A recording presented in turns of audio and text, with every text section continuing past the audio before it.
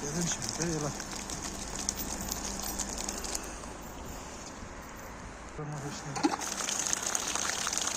Evet. Şimdi geleceksiniz.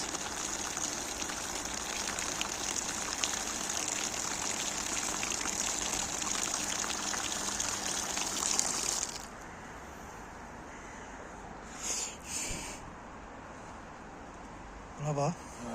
Gördün lil kimi. Bak bu buna antifriz lillenib qalıb orada, fikir versən. Ha heç nə çıxmır. Beçara şey çıxırdı, amma bu lil kimi, palçıq kimi orada. İndi gedib pesi qoşacağıq.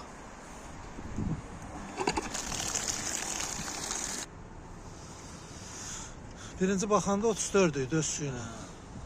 Deməli, səndə məsələ nədir? Antifrizin köhnəli başlayıb lil verib. Yəni bu antifrizi boşaldıb, su töküb, sürüb bir də təzədən antifriz töksəydi, açılardı, o lili yuvardı. Şimdi biz təzə bunu prosesi gücləndirdikdə 38 ora verir, 44 bura, əlim qalxır yavaş-yavaş. Hələ qalxacaq, söndür. Əlim aparatla yuyuruq, bizim aparatın şeydir, suyudur.